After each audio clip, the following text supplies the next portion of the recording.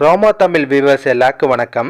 இப்போ சிறகாடி காசு சீரியலில் அடுத்த நடக்க வாய்ப்பு இருக்குன்னா, முத்துலேருந்து மொத்த குடும்பம் சேர்ந்து மனோஜ் கேட்ட அந்த 14 லட்ச ரூபா பணத்தை அவருக்கு தரலாம் முடிவெடுக்கலாம். ஆமாங்க, ஒன்று வீட்டு அடமானம் வச்சு அந்த பணத்தை தரலாம், இல்லைன்னா ஆளு கொஞ்சம் பணத்தை ரெடி பண்ணி மனோஜுக்கு அந்த 14 லட்சத்தை தரவும் வாய்ப்பு இருக்குங்க. இன்னைக்கு என்ன நடந்துச்சுன்னா, மனோஜை பிச்சைக்காரனா பார்த்தோன்னா மொத்த குடும்பம் ஷாக் ஆகிறாங்க. விஜயாலாம் ரொம்ப வருத்தப்படுவாங்க. டே மனோஜ், என்னடா கோலம் இது, உன்னை இந்த கோலத்தில் பக்கத்து தான் உன்னை பார்த்து வளர்த்தனான்னு சொல்லி கண்கலங்குறாங்க. அண்ணாமலை, ரோஹினி எல்லாருக்குமே ஷாக்காக தான் இருக்கு. கடைசியாக என்ன ஏதுன்னு விசாரிக்கும் போது முத்து சொல்றாரு, மனோஜ் பரிகாரத்துக்காக கோயில் வாசல் உட்காந்து பிச்சை எடுத்த சொல்றாரு. அதை கேட்டு எல்லாருமே இன்னும் ஷாக்காறாங்க. டே மனோஜ், ஏன்டா அப்படி பண்ணான்னு கேட்பாங்க. அப்போ மனோஜ் சொல்லுவாரு, என்ன வேற என்னமா பண்ண சொல்றீங்க, கனடா வேலைக்கு போறதுக்கு எனக்கு காசு தேவைப்படுது, நீங்களும் தரமாட்டேன்னு சொல்லிட்டீங்க, ரோஹினியும் தரமாட்டேன்னு சொல்லிட்டா, வேற வழி இல்லாம தான் இப்படி பண்ணேன்னு சொல்றாரு. அதை கேட்டு எல்லாருமே ரொம்ப வருத்தப்படுறாங்க. அதோட தான் இன்னைக்கு சீரியல முடிச்சிருந்தாங்க. இதுக்கப்புறம் நடக்கும்னா, மனோஜ் ரொம்ப வருத்தப்பட்டு பேசலாம், எனக்கு பிடிச்ச வேலை, என் தகுதிக்கு ஏற்ற வேலை எதுவுமே இந்த ஊர்ல கிடைக்கல, இப்போ எனக்கு அப்படி ஒரு வேலை கிடைச்சிருக்கு, ஆனா அந்த வேலைக்கு என்னால் போக முடியலன்னு சொல்லி வருத்தப்படுவாரு. அதெல்லாம் பார்த்து முத்துக்கு ரொம்ப கஷ்டமா இருக்கும். இப்போ ஏன்டா அப்படிலாம் பேசிட்டு இருக்க, இப்போ என்ன உனக்கு அந்த கனடா வேலைக்கு போன அவ்வளோதானே, சரி நீ கவலைப்படாத, கண்டிப்பா நீ போவேன்னு சொல்லுவாரு. அதுக்கப்புறம் முத்து அண்ணாமலையை பார்த்து, அப்போ அவன் ஆசைப்பட்டபடி அந்த கனடா வேலைக்கு போட்டும்பா, நம்ம வீட்டு பத்திரத்தை அடமானம் வச்சு அவன் கேட்ட பணத்தை கொடுத்துலான்னு சொல்றாரு. விஜயாவும் அதுக்கு சம்மதிப்பாங்க.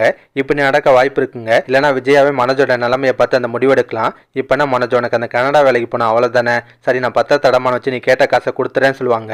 யாரும் அதுக்கு எதிர்ப்பு தெரிவிக்க மாட்டாங்க. இப்படி நடக்கும் வாய்ப்பு இருக்குங்க. இல்லைன்னா எல்லாருமே ஆளுக்கு கொஞ்சம் பணத்தை ரெடி பண்ணி மனோஜுக்கு அந்த 14 லட்ச ரூபா பணத்தை தரவும் வாய்ப்பு இருக்கு. என்ன நடக்குன்னு வெயிட் பண்ணி பார்ப்போம். அதுக்கப்புறம் இன்னொரு விஷயம் என்னன்னா, நாளைக்கு ரவி ஸ்ருதி 2 பேருமே அண்ணாமலை வீட்டுக்கு திரும்ப வரப்போறாங்க. ஆமாங்க, ஸ்ருதி வாசுதேவன் வீட்டிலேருந்து கோச்சிட்டு கிளம்புனாங்களே, நேராக ரவியை போய் ரெஸ்டாரண்ட்ல பார்க்குறாங்க. வா வீட்டுக்கு போகலான்னு கூப்பிட்றாங்க. ஆனால் ரவி என்னால் எங்கேயும் வர முடியாதுன்னு சொல்றாரு. அப்போ ஸ்ருதி சொல்றாங்க, நான் உன்னை எங்கள் வீட்டுக்கு வர சொல்ல, உங்கள் வீட்டுக்கு தான் கூப்பிட்றேன்னு சொல்றாங்க. அதை கேட்டால் ரவிக்கு ஆச்சரியமாகுது. திடீர்னு மனசு மாறினது காரணம் என்னன்னு கேட்பாரு. அப்போ ஸ்ருதி நடந்த விஷயத்தெல்லாம் சொல்றாங்க. உங்க அண்ணன் தான் என்னை காப்பாற்றினாரு, எல்லா விஷயத்தையும் சொல்லுவாங்க. கடைசியாக ரவி ஸ்ருதி 2 பேரும் திரும்ப அண்ணாமலை வீட்டுக்கு வராங்க. அவங்கள பார்த்து எல்லாருமே ஆச்சரியப்படுறாங்க, ரொம்ப சந்தோஷப்படுறாங்க. ஆனால் ரோஹினிக்கு மட்டும் லைட்டாக கடுப்பாக தான் இருக்கு. ஏன்னா ஸ்ருதி வந்துட்டா விஜயா ரோஹினியை சுத்தமாக மதிக்க மாட்டாங்க. அதனால ரோஹினி லைட்டாக கடுப்பாக தான் இருக்காங்க. அதுக்கப்புறம் நடக்கும்னா, விஜயா வழக்கம் போல ரவியும் ஸ்ருதியும் ஓவரா பாராட்டுவாங்க. அதே மாதிரி மீனாவையும் முத்துவையும் குத்தி காட்டி பேசுவாங்க. சில பேர்லாம் அவங்க 2 பேரும் வீட்டை விட்டு துரத்தி விட்டு ரொம்ப ஜாலியாக இருந்தாங்க, திரும்ப நீங்கள் வீட்டுக்கு வரமாட்டீங்கன்னு நினச்சிட்டு இருந்திருப்பாங்க, நல்ல வேளை நீங்கள் திரும்ப வந்துட்டீங்கன்னு சொல்கிறாங்க.